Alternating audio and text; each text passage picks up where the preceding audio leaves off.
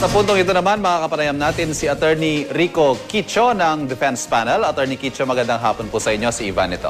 Magandang umaga sa iyo, Ivan. Magandang umaga sa lahat ng nanonood sa atin.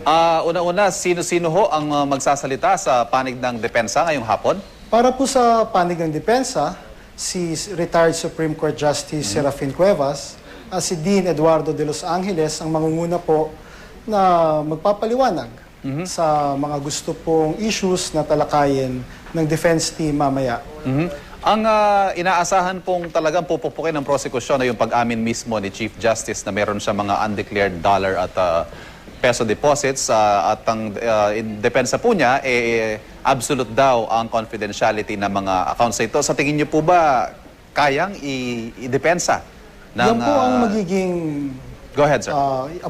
Yan po ang magiging talaga, no? Yan ang kailangan namin ipaliwanag. At dyan po talaga kami magbibigay ng emphasis sa closing arguments po namin. Kailangan po kasi talagang ulitin at lalo pa hong ipaliwanag kung bakit ho hindi kinakailangan na ilagay sa SALN yung dollar accounts at yung peso accounts ni Chief Justice Corona. Meron daw pong surprise speaker mamaya itong prosekusyon. Ano po reaction niyo dito? Hindi na po kami na-surprise kasi nabanggit na nga po kanina.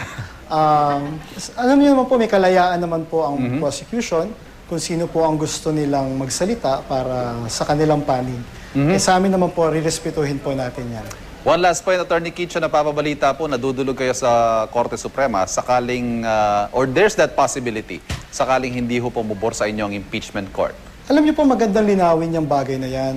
Ang sinabi po ni Justice Serafin Cuevas, ito po ay maaring option.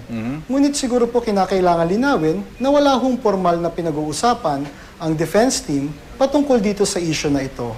So kung meron hong nasabi, ito po ay for legal discussion. No? Wala hong final, wala hong definite plano na gagawin po ito. One last na lang po, kumusta ang punong mahistrado? Kumusta po ang kanyang disposisyon ngayong araw na ito, a day before the judgment?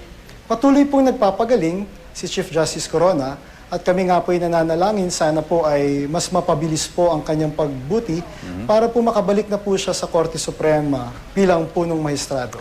Attorney Quicho, maraming salamat. Good luck po sa Defense Panel. Maraming salamat.